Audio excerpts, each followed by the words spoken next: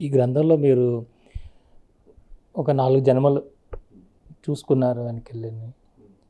అలాగే హిమాలయాల్లో మీరు గురువుగా ఉన్నారు. 200 సంవత్సరాల క్రితం 200 సం ఒక ఆశ్రమం ఉండేది.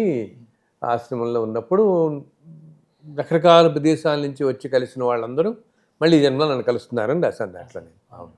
అంటే వారు వచ్చే ముందు గాని, లేదా వారు వచ్చిన తర్వాత గాని మీకు తెలుస్తదండి? ఆ సూచనలు అందుతాయా? తెలుస్తుందండి. తెలుస్తుంది. ఇంకా ఎంతమంది ఉన్నారు, ఎక్కడెక్కడి నుంచి వస్తారు, ఎప్పుడు వస్తారు వీళ్ళు తెలుస్తుంది. అంటే ఇప్పుడు 108 మంది అన్నారు కదా గురుగారు. అవును. దాంట్లో ఇప్పుడు దాకా ఎంతమంది వచ్చి కలిసి ఉంటారండి? చాలా మంది ఆల్మోస్ట్ ఒక 84 మంది అయ్యారు ఇప్పటికి. అప్పుడు మీరు కనెక్ట్ అయ్యి ఉన్నారు కదా, వాళ్ళు ఇప్పుడు ఈ జన్మలో కూడా మిమ్మల్ని కలిసిన తర్వాత వాళ్ళు మీతోనే కనెక్ట్ అయ్యి ముందుకు వెళ్తారు. కనెక్ట్ అయ్యి ఉంటారు. ఇంకా ఉంటారు. ఎందుకు?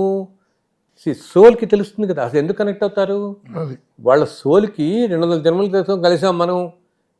ఇప్పుడు నేనే కాదు, చాలా విచిత్రం ఏంటో తెలుసా, ఈ 108 మందిలో కొంతమందితో కూడా వీళ్ళు కనెక్ట్ అవుతున్నారు.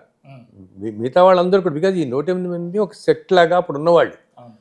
ఒక హిమాలయంలో ఒక ఆశ్రమంలో కొంతకాలం పాటు ఉండి సాధన చేసుకున్నవాళ్ళు వీళ్ళందరూ. ఎంతో సాధన చేయటం, అసలు పురాణాలు, వ్యాకరణాలు, చాలా గొప్ప గొప్ప విషయాలన్నీ మాట్లాడుకున్న వాళ్ళు వీళ్ళందరూ. ఇప్పుడు ఏదన్నా అది 200 సంవత్సరాల క్రితం సంగతి కదా ఇది. ఆ జన్మలో ఈ వ్యక్తులందరూ అంత ముందు ఎన్నో జన్మలు ఎత్తుంటారు కదా, ఎన్నెన్నో కాలాల నుంచి ఎన్నెన్నో జన్మలు ఎత్తుంటారు కదా మనకి. సో ఆ జన్మలు ఎత్తుండటం వల్ల, ఆ ప్రారంభ క్రమాల వాటి వల్ల ఈ జన్మలో రకరకాల వృత్తుల్లో ఉంటారు వాళ్ళు. ఏ దేశంలోనో, ఏ వృత్తిలోనో, ఏ కులమో అసలు సంబంధం లేదు.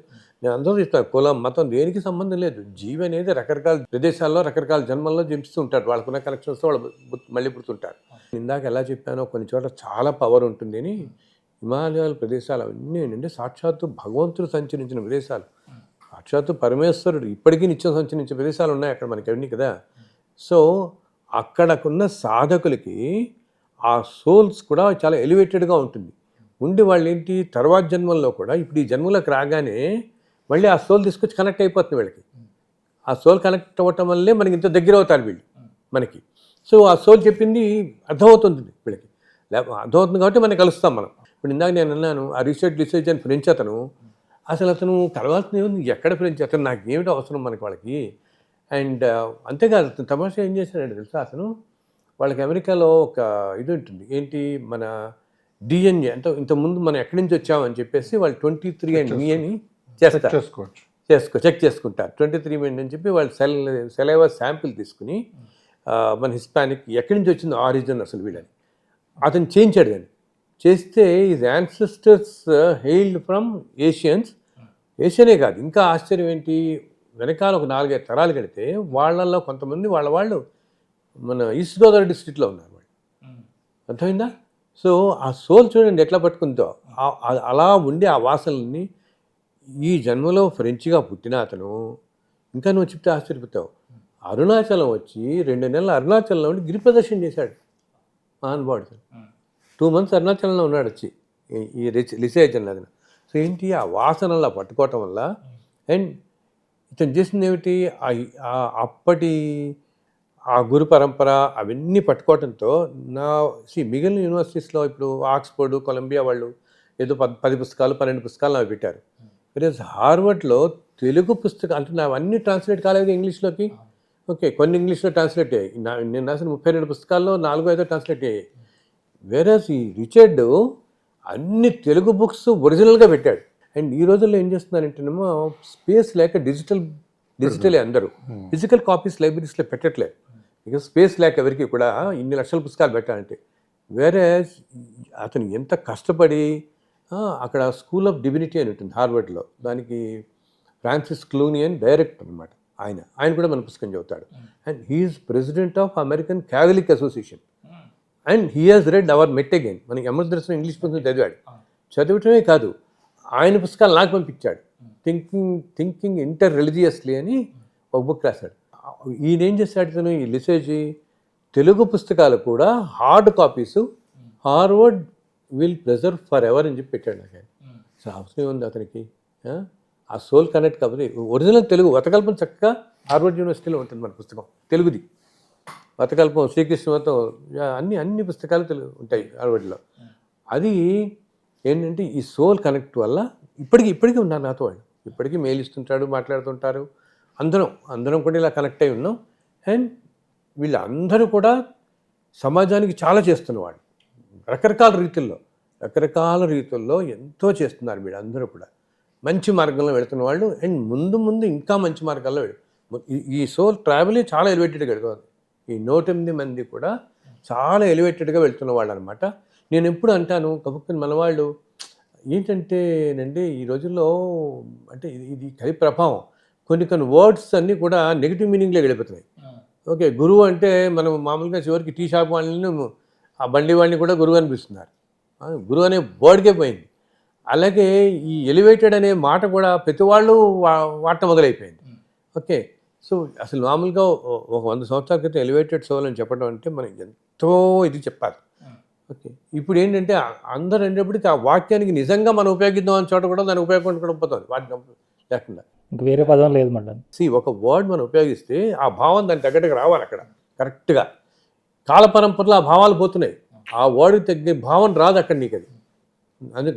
అందుకు నేను అలా అనకుండా నేను ఏమంటున్నాను, వీళ్ళందరూ ఉన్నత మార్గాల్లో ఉన్నవాళ్ళు. ఈ జన్మలో వీళ్ళు ఏదన్నా ఒక టీచర్ అవ్వచ్చు, ఇంకోళ్ళు అవ్వచ్చు. ఏదైనా ఎందుకు అవుతున్నారు ఈ జన్మలో?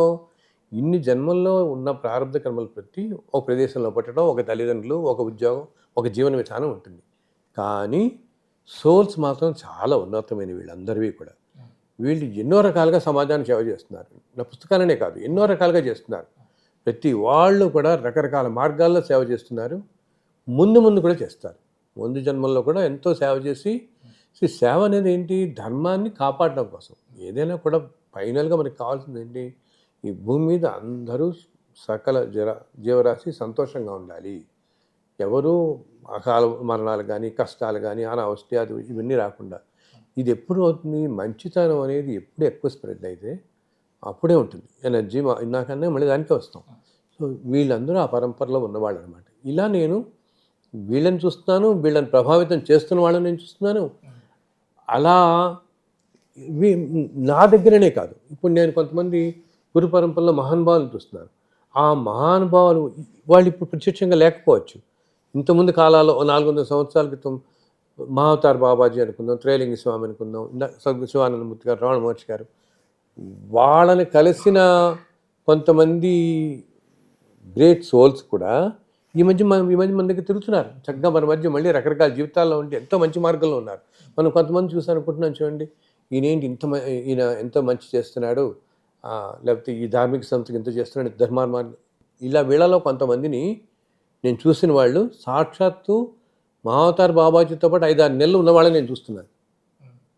5-6 నెలలు ఉండటం వల్ల అంత ప్రభావితమయ్యే సోలు ఈ జన్మలో ఎంత మంచి పనులు చేస్తున్నారు వీళ్ళు. అందుకని నేను అంటాను, గురువులను పట్టుకోవటం వలన, ఎందుకంటే ప్రతి మనిషికి కూడా ఏదో కనపడని శక్తి మీద విపరీతమైన నమ్మకం కలగదు. ఈ సృష్టి మొత్తాన్ని నడిపించేది ఒకే శక్తి రకరకాల రూపాల్లో మనం ఆరాధిస్తున్నాం కదా. సో అంత శక్తి మీద మనకి ఏ రూపం లేని శక్తి మీద నమ్మకం పెట్టుకుని ఆరాధించేంత ఇది మామూలు సామాన్య ప్రజలకి కుదరదు. కాబట్టి భగవంతుడు ఈ గురువులను పంపిస్తున్నాడు మానవ రూపంలో కనిపిస్తే. ఇప్పుడు శ్రీకృష్ణుల వారు, రాముల వారు మానవ రూపంలో ఎందుకు సంచరించారు? అండ్ వాళ్ళు కష్టాలు పడ్డారు కదా. కొంతమంది అనుకుంటారు, మరి వాళ్ళు ఏం ప్రారంభ కర్మ చేసి మీరు ఇప్పుడు అంటుంటారండి ప్రారంభ కర్మ వల్ల కష్టాలు పడుతుంటారు, మరి రాముల వారు ఏం ప్రారంభ కర్మ చేస్తున్నారు కష్టాలు పడ్డారంటారు. అవును కదా, సాక్షాత్తు భగవంతుడే వచ్చిన కష్టాలు. ఎందుకంటే ఆయన కష్టాలు మానవ రూపాలే కదా వీళ్ళు వచ్చింది. మిగిలిన మానవులందరికీ కూడా కష్టాలు కలుగుతున్నప్పుడు నువ్వు ఎలా జీవించాలి అని తెలియజేయడం కోసం పడతారు వీళ్ళు. అంతేకాని వాళ్ళు కష్టపడటం అంటే కష్టం, వాళ్ళు ఏదో ప్రారంభకరమైన కష్టం కాదు అది. మీరు కృష్ణుడు చూడండి, శ్రీకృష్ణుడి జీవితంలో ఎన్నో అవమానాలు పడ్డాడు. అయినా ఆయన ఎలా తీసుకున్నాడు వాటన్నిటిని అని తెలియచెప్పడం కోసం మనకి, అయినా మానవులందరూ మీ జీవితాల్లో ఎన్నో అవమానాలు పడినా మీరు ఎలా తీసుకోవాలో గ్రహించండి అని చెప్పడం కోసం అయినా కూడా ఆయన భగవంతుని గ్రహించిన వాళ్ళే చాలామంది ఉన్నారు. ఇప్పుడు అంటున్నాం, కానీ ఆయన ఉన్న టైంలో ఆయన సాక్షాత్తు భగవంతుని గ్రహించిన వాళ్ళు పాండవులు కొంతమంది తిప్పితే అందరూ గ్రహించలేదు కదా. అందుకని భగవంతుడు ఏం చేస్తాడు, మానవ రూపాల్లో ఆయన అవతరించడం అనేది యుగాంతంలోనే వస్తుంది. ఒక మనకి త్రేతాయుగాంతంలో, ఒక ద్వాపర యుగాంతంలో, అలాగా యుగాంతాల్లోనే వస్తారు. కానీ మధ్యలో మనకి ఏంటంటే ఈ గురు పరంపరలో కొంతమంది ఏంటి సాక్షాత్తు భగవత్ అంశతోనే కొంచెం ఆ అంశం తీసుకుని రకరకాల రూపాల్లో మనకి ఒక టైంలో, అందుకనే వాళ్ళు కూడా చూడండి నీకు చాలా విచిత్రంగా కొంతమంది 40 ఏళ్ళే ఉంటారు, కొంతమంది 32 ఏళ్ళే ఉంటారు, కొంతమంది 16 ఏళ్ళు ఉండొచ్చు, కొంతమంది 80. అది భగవద్ నిర్దేశం ప్రకారం జరుగుతుంది. వాళ్ళ అవసరం ఆ కాలానికి ఎంత ఉంది, వాళ్ళు ఏం చేస్తారు వెళ్ళిపోతారు. అప్పుడు ఏంటి, మానవ రూపంలో మనిషి కనపడితే మనకి వాళ్ళ మీద మనకి ఎక్కువ గురి ఏర్పడుతుంది. అంతేగాని ఏమీ కనపడే శక్తి మీద గురి ఏర్పడదంటే చాలా కష్టం కదా. మనం చూసే గురువులు కూడా కొంతమంది వాళ్ళు ఎన్నో కష్టాలు పడతారు. ఇందాక నేను భగవంతుడే చూపిస్తాను కదా, ఈ గురువులు కూడా వాళ్ళు కష్టాలు పడతారు. అయినా వాళ్ళు ఏ విధంగా ప్రవర్తించారు అనే తీరు మనం చూసుకుంటే మిగతా వాళ్ళందరికీ ఈ లైఫ్లో ఇట్లా కదా జీవితము అని సంయమనం పాటిస్తూ ధర్మంగా ఉండటం నేర్చుకుంటారు. అదే ఎప్పుడు కావాల్సింది, చివరికి ఫైనల్గా కావాల్సింది మనందరికీ ఏంటి, ధర్మంగా నడుస్తూ మనుషులందరూ ధర్మమైన పదమైన జీవితం చేస్తూ సంయమనం. అన్నిటికంటేనైనా నేను అందరికీ చెప్తాను, కోపం తెచ్చుకోకండి, ఆవేశం అహంకారం కోపం ఈ రెండే నాశనానికి హేతువులు.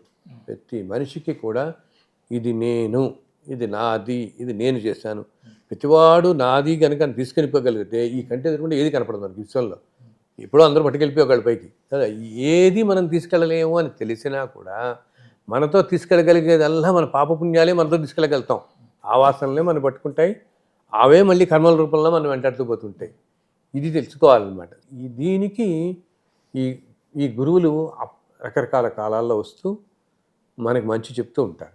అది ఒక జన్మతో మనకి రాదు, మనకి కూడా ఏంటి ఎన్నో జన్మల్లో మనం ఇలా చేస్తూ పోతుంటే సాధన అంటే మంచి మార్గంలో మనం వెళ్ళాలి, మనం ఇలా కాదనుకుంటే ఇంకా రిఫైన్ అవుతూ పోతూ ఉంటాం.